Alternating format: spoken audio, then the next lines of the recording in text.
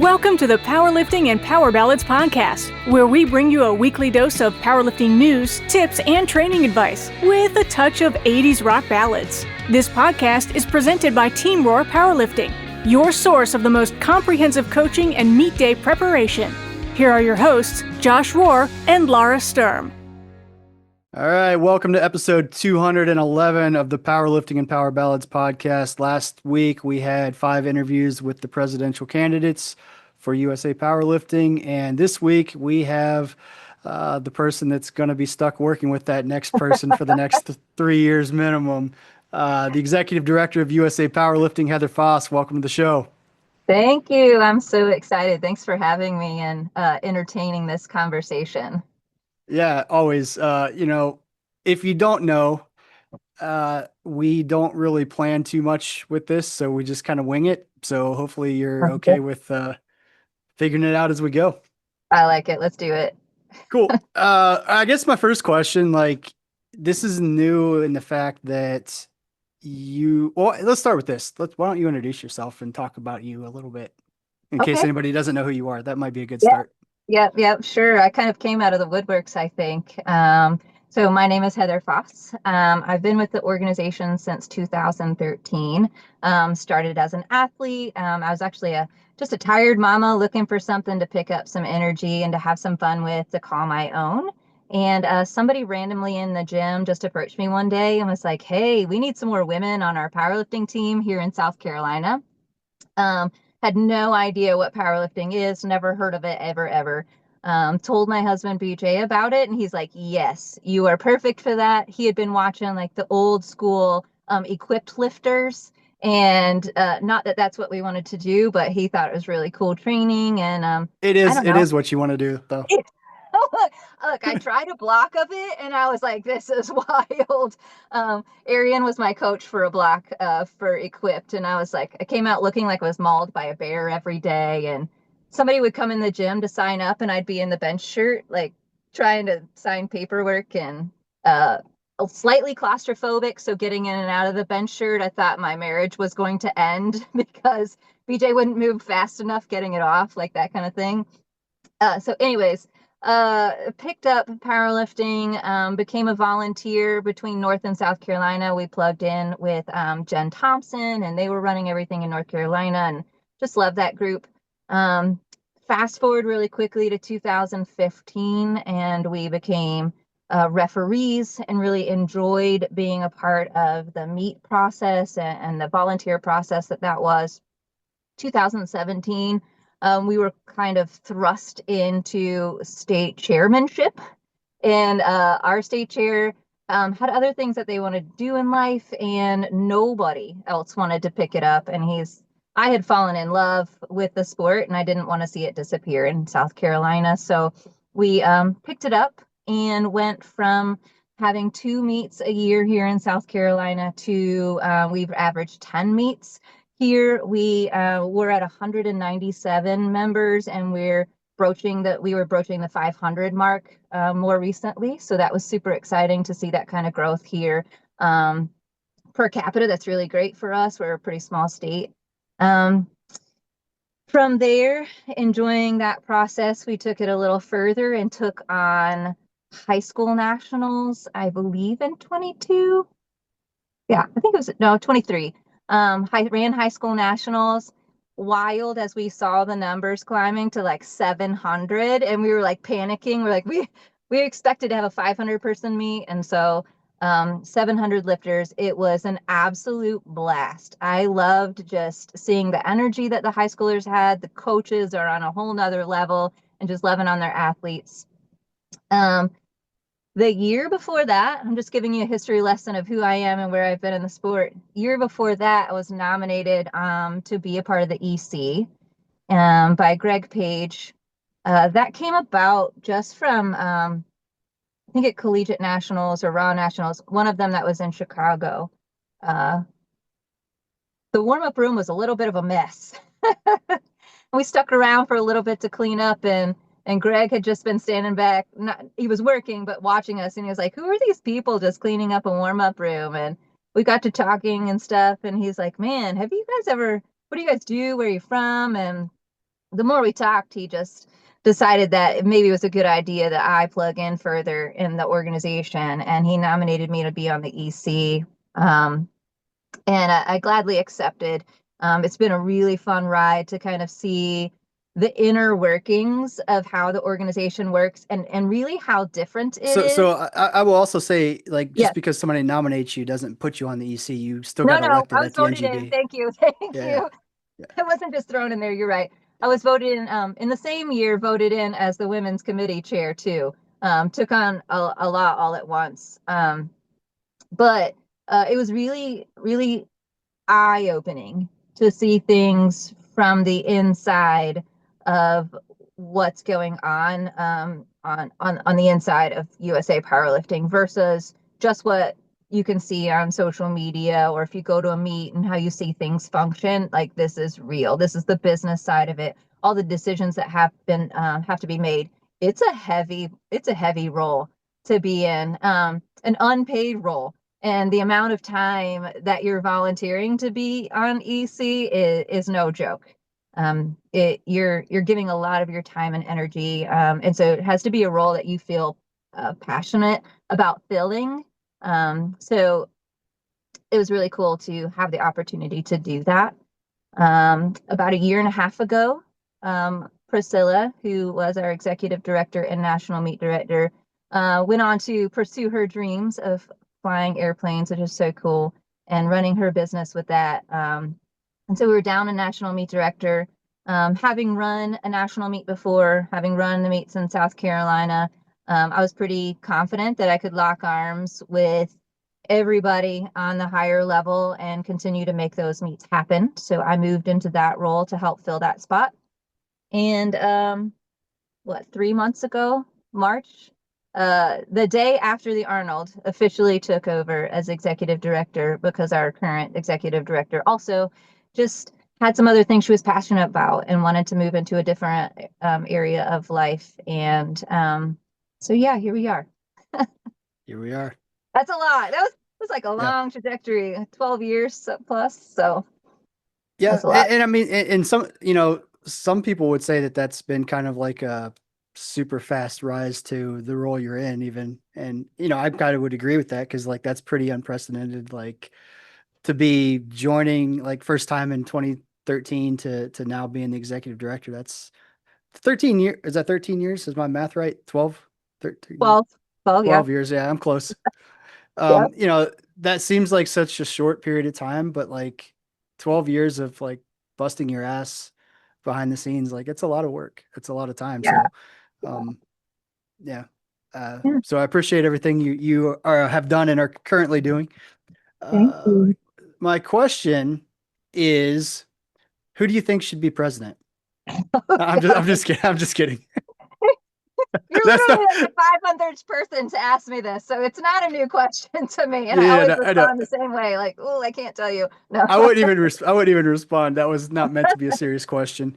Um, but I guess on that note, though, you are going to have to work basically side by side with the next president. So, like, are there certain qualities that you, I guess, would hope to see from the next president, or certain things like that? Yeah, absolutely. So it really has to be a partnership. And I'm looking for somebody, well, not that I get to choose this person, but my hopes would be that for whoever's coming in, it really shouldn't be somebody who's looking to like come in and clean house, right? We should be looking for somebody who's looking in to come in and like strategically partner with myself as the ED, our executive committee, all of our other committee members, and really want to lock arms with them and like champion our sport forward. So they, a visionary leader, somebody who's positive, somebody that a lot of people want to work with, like people are excited to have on board, excited to have conversations with and partner with. Somebody who's not really reactive, but proactive, who is very mindful and thoughtful. So we don't want to discount that we have competition out there, but we also don't want to respond very quickly every time that competition does something. So we want somebody who's really thoughtful in the process, is that we take more kind of methodical in our movements and helping us move forward. The person doesn't have to know it all, whoever's coming in. And in fact, I would hope that this person doesn't think they know it all, but they want to listen, and they want to collaborate with everybody who's already in place, and helping us be better, do better, make better choices, whether that's financially, or strategically with different rights holders in the market, wanting to have conversations with media and all these other things, how we can build this team that's going to help us move forward. It's not that they have to do this stuff on their own, but somebody who wants to lock arms with a really great team and do this together. So what does that look like for people, I guess, that might be curious? Like, what's the executive director do? What's the president do? Like, how does that even look? Like, what's the That's such point? a great question. What's the point of you? That's a great question. So again, we are a team. So the executive director and the president are talking often. We're throwing ideas back and forth to each other. And I would say that we both have the responsibility of coming up with ideas and then working together to make those ideas happen. So the president is not the one who, I would say, necessarily has their hands in like the day-to-day movement of the organization, but they have those big thoughts, and then they allow the team to move those forward. Are they going to be a part of that? Sure, because we want them to help be the face of the organization, and to go out and have these really great conversations and meetings. We need them to lead the meetings, and but we need to partner. So the president, I actually went in and I was like, a lot of people have this mindset that the president is the end all be all of everything. They make all the decisions and do all that. Nowhere in our bylaws, nowhere in any of our, I don't know, rules and things that we have out there, nowhere does that say that. The president is a voting member of like the EC. So they collectively work together to move things forward and vote on them so make change. But it is us collectively working together that makes this organization move forward. So the ED kind of handles a lot of like the staff. I communicate a lot with our committee chairs. So Dana Snow, I'm in contact with, I think, like every day to help her with things with referees, meet directors, a lot of our members. Work alongside of Jan to make sure that media is moving forward well and things that we need on the website moving. So I'm kind of like the glue that holds the organization together and really trying to force this great communication that, we've heard a lot of people talking about has been missing. And I think that's because of the growth that we had so much, we just couldn't manage based off the staff that we had. So my role is to help grow that staff and then to ensure that all the staff is communicating. And then we hopefully get that communication out to our members in a timely and well-dispersed manner. And then I'm working alongside the president. So we're kind of like working hand in hand. Cool. So you said something that made me think of it. So people have criticized like our lack of social media for a while, and Yeah. I think we have somebody now doing it. Is that correct? Because it seems Yeah. like it's gotten better recently. Yep. Is that accurate? Yes, it is accurate. So we got permission in January. We meaning I wasn't in the role yet, but the EC worked on our budget and we were able to find funds to be able to hire a marketing team. So we have a marketing team moving into place. We're working on some different strategies, and they are going to be helping us with bolstering our media. We have some new things. We just had a meeting last week. We're going to be working on transitioning some things. So improving that, and it's only going to get better. It's only going to get better. And we're, anytime you bring on somebody new, there's that little like transition phase where everybody has to learn how to communicate with each other, what structure we're going to use. Some things don't work and we have to trash it and start over. And then some things we're like building on. So now we're about to move into our first national event, having this team in place and how that's going to look. And I'm really excited about it. But this team is also not just about media. This team is also going to help us get out there to stakeholders and other companies that want to partner with us. So our marketing team is going to have an arm to it that's going to help us with sponsorships, creating brochures and things that we can send out to these different companies that are going to want to partner with USA Powerlifting to help build the organization and come alongside of our members to give them some more member benefits. And they're also going to help us with communications through newsletters, things of that nature, which I don't know if anybody's paid attention. Your inboxes should have been getting a little more full lately, because we are trying to be very intentional about, if something comes from the EC, I take that and I immediately plug that into, whether it's Dana Snow, who's trying to get it to our state chairs or meet directors, or we've sent a lot of things out to just our members recently. So I hope people are paying attention to their inboxes and seeing that getting better. So yeah, that's our marketing team. So speaking of one of the emails, this was actually a question that came in from social media. The question was, can Special Olympic powerlifters compete at the Arnold? That's one of my that was the first favorites. question. So yeah, there was an email sent on May 28th that the from the national office. That's the newsletter.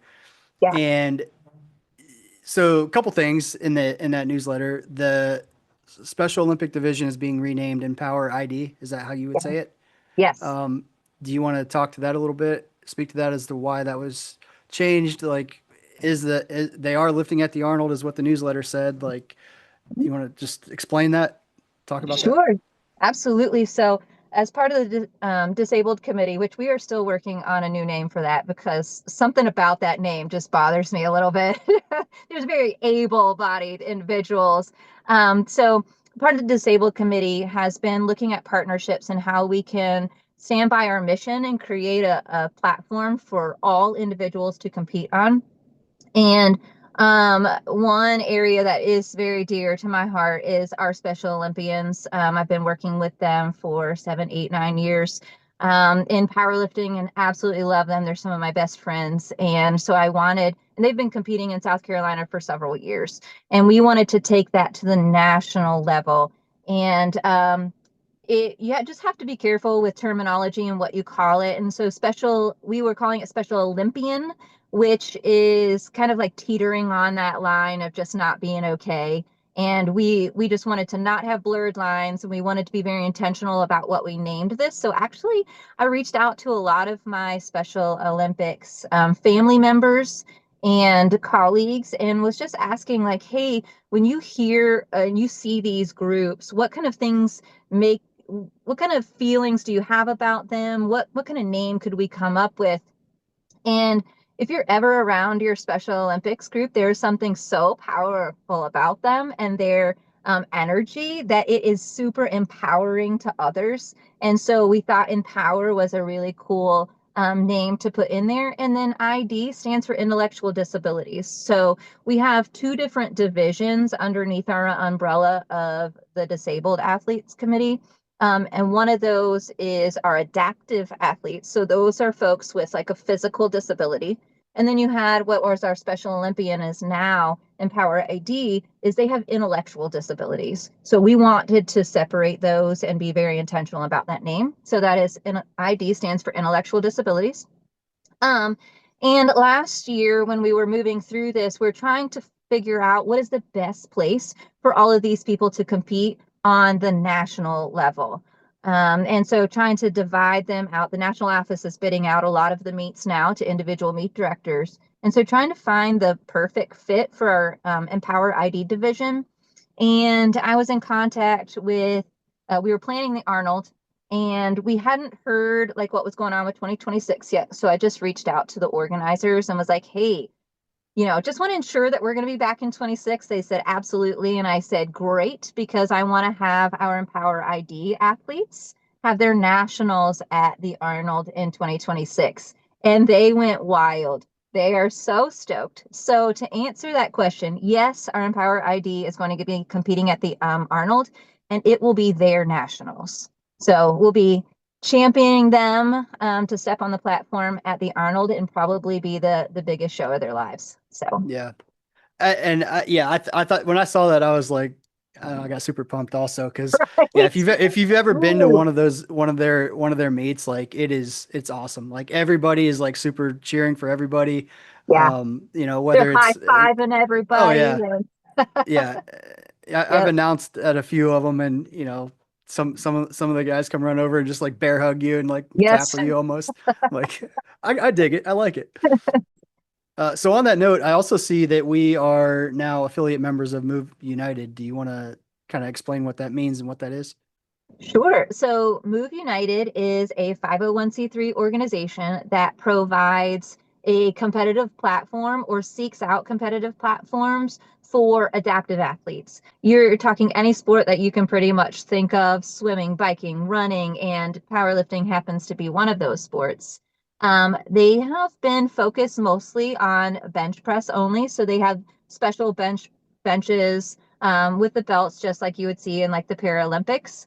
And so they're excited to start even thinking about branching out into full power, deadlift only, things that could still allow athletes to compete on the powerlifting platform. And so we are going to be that platform for them. We're going to give them the opportunity to find our platforms across the country and be able to compete with at one of our meets.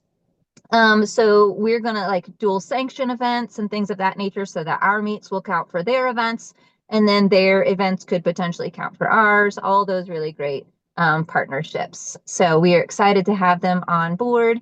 And now we're really just looking for a few meets to actually implement this so we can continue to move forward. Is that something that would be at the Arnold potentially too, or is that maybe getting ahead of ourselves? Yeah, it's not out of the question. We're still like in that baby phase. It takes a long time to really join forces with another organization because you have to kind of align your rules, you have to align your documents and sign up forms and all of those things so it makes sense and makes the process really easy for athletes and doesn't really junk it up. So it is not out of the question. Fair enough. Uh, this one, this one I know the answer to, but I haven't mentioned it. Is there going to be a training hall at Raw Nationals? Yay! Sponsored by Josh Rohr. Yes. Yeah. So we're excited to bring back the training hall at Raw Nationals. We saw it in Tennessee when we had nationals and found that that was really beneficial for our volunteers who really can't get out of the venue, for athletes who may be training later, for coaches, all of those things. Gives everybody an opportunity to get in a workout on site. So thank you for that. Nice. So who's able to use it? Just for people Um, to know. So athletes and volunteers, it will be eligible for. We're going to send out an email, I think by Wednesday, that's going to give more definition to that. So we're going to have like set hours so we don't have to have somebody manning it all the time. And there's no way for us to not have somebody manning it for liability purposes, but we're going to send out more details by Wednesday. Cool. I like it. So this episode is actually coming out on Wednesday. So the email will be coming out Okay. today. It could be, yes. Okay. When this releases, you'll know the training hall details. Got it. Sounds good. So another question from social media is what is the purpose of the international outlets? Is there going to be a worldwide event? I'm not exactly sure what they're asking, but I guess maybe we can speak to just the IDFPA. international. Yeah, yeah. Yeah. So IDFPA is our international arm for USA Powerlifting. It's where we're going to want to strive to get to after you hit the national stage. You're going to qualify for the world team. So actually, this year will be the first time we're championing that. That's a tough term to say. We are having IDFPA World Championship in South Korea, and that will be for Open and Masters. We just had our student and university World Cup here, ran by meet director Eric Cordero, and it was awesome. Great turnout. We're already in talks with the venue for next year, so hopefully people will be hearing that come out soon and where that's going to be. And it's only going to grow better. We're super excited, but you'll be able to qualify for those at our national events. So it'll just be like some of the other movement patterns that you've seen in other organizations and how we used to get to the next level as well. So we have other countries a lot of other countries, and I am not the IDFPA aficionado, so I'm not great with those numbers at the moment. But we have a lot of countries who are already plugging into the IDFPA, or they're under the umbrella of, say, like USA Powerlifting Korea, right? Or you have China Powerlifting, they're going to be a part of that. So countries can come in and they can be under the USA Powerlifting umbrella and compete at these world championships, or they can be another organization of powerlifting and then become a member of the IDFPA and compete at our world championships too. So we are, over the next year or so, you're going to see a lot more of those joining forces with us. So a big part of our split with the organization I will not mention, Yeah. Was over drug testing. So with the IDFPA, is it pretty safe to say that drug testing is going to be the same, I guess, frequency, the same amount as USA Powerlifting, or is it going to be separate? Yep. No. So we are keeping. Right now we have the 10% rule. We do a minimum of 10% of all of our meets. That is not going anywhere. We bring in a third-party company and PwC, and they drug test for us. They are already in talks with Korea, and they will be there to do our drug testing there as well. So it is safe to say that, of course, any world records that get broken, champions, any of those will be drug tested. And wow, what a concept. I mean, we're in the business. It was so funny. A few years ago, I heard, I think Dr. Larry Maley was talking on one of the other podcasts, and he specifically said, and I wholeheartedly agree with him, and I actually kind of use it, is we're in the business of catching people. That is the whole point and purpose of our drug testing methods, is because we already tell you we want to be a drug-free organization, and that's our mission. And people who want to come compete on our platform, because it is the best platform to compete on, we understand your want and desire to do that. But we are here for athletes who want to compete on a drug-free platform. So that's our mission. Yeah. Yeah, I know. That's always just drove me crazy. It's like, yeah, on paper you could have fewer test failures by not testing, or we can catch people that are cheating by testing. Like, exactly. Which one is really the priority? Yes. Yeah. Yep. All right, we're not going to go down that road because I'll spend next 30 minutes like. We'll plan another one to do that. Yeah. Yep. Yeah. So the next question that came in on social media is, will Masters Nationals stay separated from Raw Nationals after 2026? Okay, so I'm thinking this person may not have heard yet, but we, in 2026, Masters Nationals is actually not theoretically separate from Raw Nationals. It will actually be taking place in the exact same location in the exact same week, but it will be its own event. So it will be. So this was not my question, but I actually did not know that myself. So. Okay, well now you know, and now everybody's gonna know. Cool. We're excited. This has been, well, at least the 3 people that listen will know. Okay, maybe we'll share it a couple extra times. More people will know. But this has been a tough road. We've been kind of like trying to navigate how to help masters. Both you and I are masters, right? We understand the want to stand out, but what we've heard from some masters is that they just feel pushed to the wayside. They feel like they're not getting the limelight that they deserve, or the spotlight that they deserve, and that kind of the open division kind of takes that away from them, and so they don't feel special. And they are. All of our athletes are, and so they want to be spotlight more, and that's understandable. How can we do that and support having a really great showing and a really great meet, and give the masters the same level of experience as the open lifters? And that's at Raw Nationals, right? So masters will actually be partnered with Raw Nationals. They will have their own logo. They're going to have their own little get together during one of the nights there. They're going to have their own prizes, and they're all the things that is going to make this event special, that it will make it clear that it's not Raw Nationals. So the Masters Nationals will actually still be a part of Raw Nationals, and that's how we're preparing to move forward. That's kind of the plan beyond 2026. I think that was the question. Yep, I think that's the permanent plan. It just makes sense. We have to look at the monetary side of things too.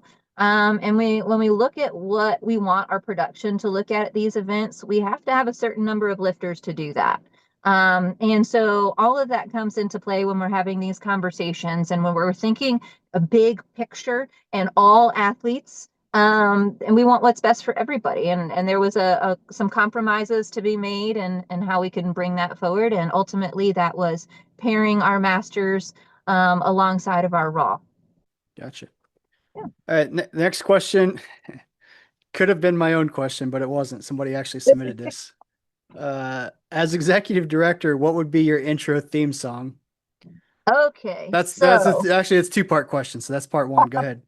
part one. So I would probably choose. I really love the champion. It's Carrie Underwood and Ludacris. So anytime I'm kind of like feeling down, Ludacris comes in and starts rapping in the middle of it, and I'm just like, yeah, let's go. Or Girl on Fire. Either one of those. Like I just see spotlights beaming down as as I walk out, and but that's by Alicia Keys. So. Got it. So I guess the follow-up, the second part of that is what's on your workout playlist. So I think safe to assume those two plus give me 3 more. Okay. Let's see. Wildly enough, I'm like a psychopath silent lifter. So sometimes there's so much noise in my day that I choose nothing. So I can literally list to nothing. That would be probably before I choose anything. The other is I really love Tyson James. He is a Christian rapper, has a lot of fun stuff. And then my playlist is actually the gym playlist. So sometimes I don't choose what is on my playlist. It's whatever Titus Strength and Fitness is playing, and that could be wild. So, Got it. yeah. All right. Good enough. I'll accept that. Okay, thanks. I'm not picky, okay. So those are all the questions that came in from social media. Is there, I guess, Cool. open floor? Is there anything that you want to just like put out there for people to know, or like Well, I mean, maybe like what you, I mean, goals for USA Powerlifting from your standpoint? yeah, I Um, think I Stuff think like that. maybe, some people have asked on some other things that I've done is like what have I done? What do I want to do as being the ED role? And I think when I first got in, my main goal when I first got into the role was our budget and finances because that is so important. Without those being in line, and working alongside of our treasurer and making sure that we are being really responsible with our finances and where those are going, that was one of the big things that I kind of like charged forward with right at the beginning. So actually, the first thing I did, and this seems really, really wild, is we no longer have a physical brick and mortar national office. Hmm. So we have an address that is still located in Alaska. We have a mailing address that is actually here in South Carolina, but there is no physical brick and mortar anymore. So it saved us a ton of money per month by just shutting down that brick and mortar. We didn't have anybody who was going in there anyway. It was just housing old drug testing stuff. So that was a big deal for me. We had some storage units out there that weren't really being used anymore, shutting those things down so that we could recoup those finances. Finding some areas where things weren't like really being diligently looked into as far as the cost of things that we were paying for and how could we do that better, or again, that comes to partnering with companies and seeing if we can negotiate some prices based off of how much business we're sending them and things like that. So I took those on really quickly. Creating some SOPs, so standard operating procedures. Our organization has been around for a long time, and unfortunately, we've lived off of handshakes and a lot less processes than we should. So, spearheading some of those to create some order and structure and things that we can present to people and say, hey, this is how it works. This is how everybody functions here, and let's do this. And that's really helped with communication and being more intentional of partnering and making sure communicating efficiently. So quickly and well, and with members, with people on our team, so we can make sure that the national office has a more positive light. Like that was part of my goal too, is, oh man, that national office, I emailed them 2 months ago and haven't heard anything. That is non-existent anymore. I guarantee you. So if you want to see how quickly we answer your emails, send us something. Even if it's, Don't I say just wanted to that. see if this would be returned quickly to me, and I You're guarantee you. you're gonna get 30,000 emails that just says, "Hey, clock's running. Email me back." Challenge accepted. Okay. Jeez. That was going to um, be my follow up to that, though. Is you talked about some of the high level things, the partnerships and stuff like that. Like, why does that matter to the membership as a whole? yeah. So partnering with people not only is going to help us build our finances, but it's also hopefully going to bring in membership opportunities and experiences that can be better. But it will also help us be able to bring on more staff, so that we can do these things more efficiently. Let's just face it, people aren't volunteering like they used to, right? So we require a lot more funds to function, especially when you reach 30,000 members. There's no way to function at 30,000 members the way you function at 12,000 members, right? So but we have to bring on more people to function well and function efficiently so that our members can have a better experience with us. And that's a part of the goal and partnerships. Cool. What else? Okay, I do have one more thing. Somebody was asking me this question. We were talking about the presidents the other day, and I just want to throw this out there, because it's been, I've had conversations with 3 of the 5, great conversations. I love it because they're already like brainstorming, and you heard a lot of it on their interviews with you, and there's a lot that they're not saying. So I am excited to hear them at NGB and the little things that they pull out. Some of them I do know, and some that they've said, and but what I if I could challenge them, can I challenge presidents who aren't president yet? You can do whatever you want on this podcast. I don't know. Okay. All right. Um, if I can challenge all of the people who are running, that even if, because we can only choose one, Right. but just because you're not president doesn't mean that you cannot be an integral part of our team to help those goals that you have come to fruition, right? As I was listening to them talk, I would say none of them really came out with things that were like shocking, because most of them said things that, like, yes, I agree with you. Those things need to be happening. And a lot of them we are already trying to implement, right? YouTube channels, all of those things. That takes money. We're looking for money. Anybody who wants to run the YouTube channel, you and I think we're texting about that the other day. We could use somebody to step up. But like, I want to challenge these folks who are running for presidency. If you don't get in, partner with us still in helping your ideas, your goals for the organization, because clearly they're passionate about it, or they wouldn't have said it, or they wouldn't be running for the president.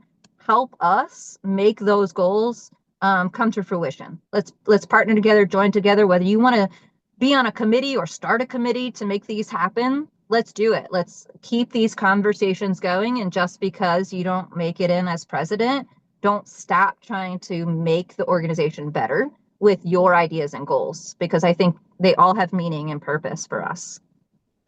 Yeah, and I can't speak for any of them, but just the impression that I got talking with them all is like, I mean, most of them, they're already involved. So like, if they Yep. don't win the presidency, I don't think they're just going to like pack up their ball and go home, right? They're going No, to no, continue no. doing what they're doing. And Yep. yeah, so yeah, Yeah.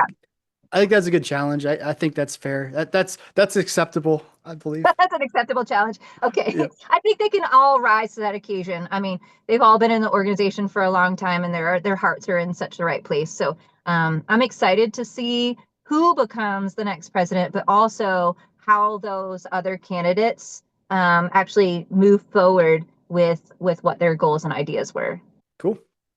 Cool. So I guess anything else that you want to get off your chest before I have a couple of random things at the end here? No, I think that's kind of like all I had that I could think of. Okay, cool. So we do like a powerlifting situation every week and like a new lifter tip. So I will go ahead and throw that out there to let you answer. Ooh. This one's a pretty easy one, I think. All right. So you get to the meet for weigh-ins and realize you forgot your squat shoes, but you're an hour away from home. What do you do? Oh gosh, an hour away from weigh-ins. No, you get to weigh-ins. Oh, you You're get an to out, weigh-ins. but you don't have your shoes and you live an hour away. The shoes are at home. What do you do? So I'm gonna have to weigh in, and I guess if nobody can bring me my shoes, I'm competing in flats, which is I hope this isn't a nationals. So state level, grin and bear it. It's gonna be fine. If we're talking about a bigger level meet, you better I'm either looking for somebody that has the same size shoe as me, or somebody I'm gonna call them up and pay them a lot of money to bring my shoes, and hope I'm Yeah. not in a whole nother state. Like, Right. Well, oh, it says, yeah, the part of the question is you're only an hour away from your house. as The long as meet's an my hour house. away. Yeah. Okay, then I could probably get somebody out of bed fast enough to go get them. Yeah. That seems reasonable. Yeah, Some I of these think questions are not very good questions, but it's what I think of. These are the dumb things I think of. no, I love it. I love it. And that one I think definitely applies to is it a local level or is it a national level event for me? Yeah. Right. Yeah. I think the assumption is it's local because it's an hour away, but in my case, it could be nationals because it's in Atlanta this year. So Yes, it is. Yeah. yeah. Either way, just don't forget your shoes. Just don't forget your shoes. Pack your Yeah. bag the night before. Don't be a procrastinator when it comes to that stuff. Yeah. All right. What do you have for a new lifter tip? Something that you would tell a new lifter to help them, I guess. So I like if somebody's already committed to getting on the platform, I would really just say stay in your lane.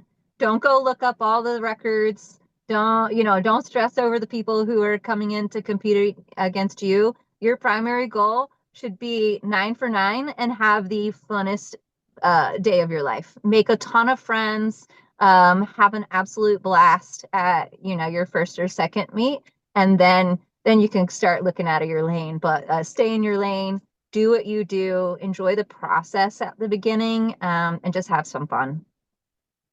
Awesome. I like it. I agree. Uh, that's all I have.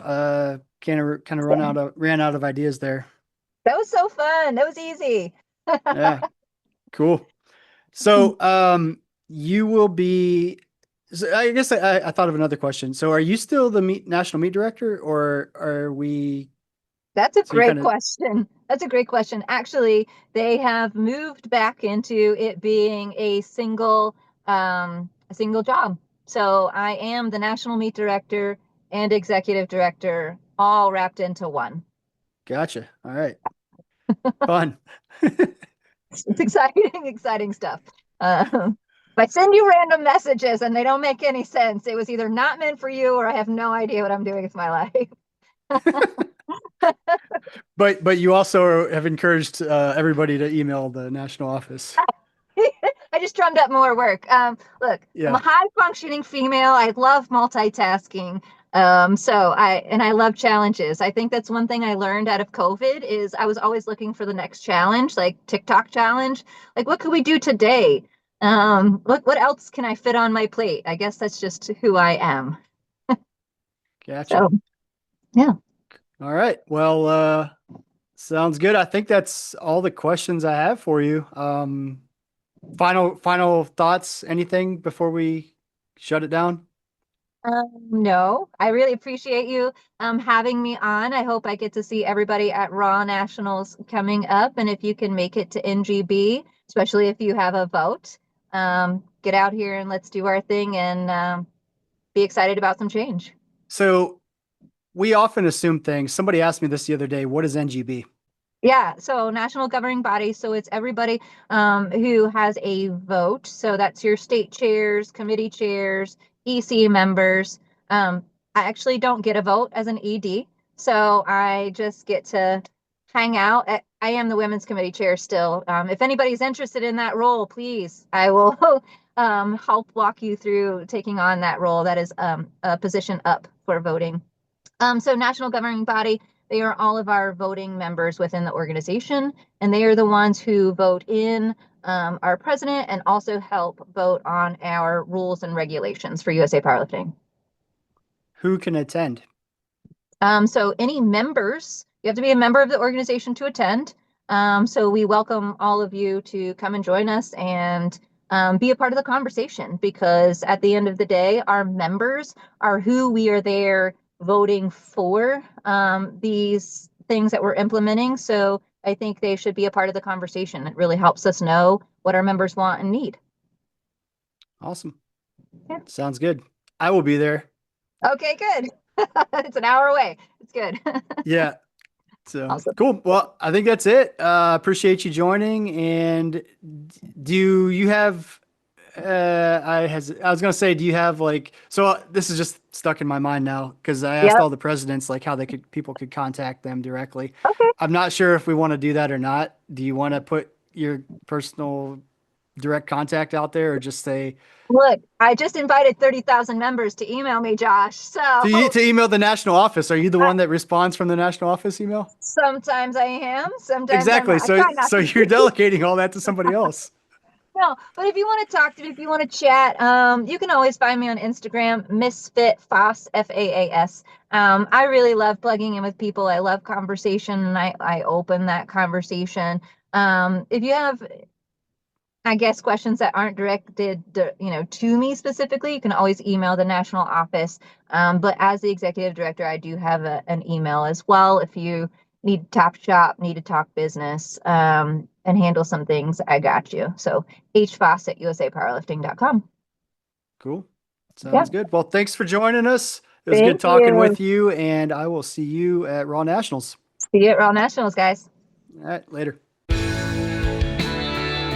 Thank you so much for listening. If you enjoyed today's episode of the Powerlifting and Power Ballads podcast, please remember to subscribe and share it with your friends.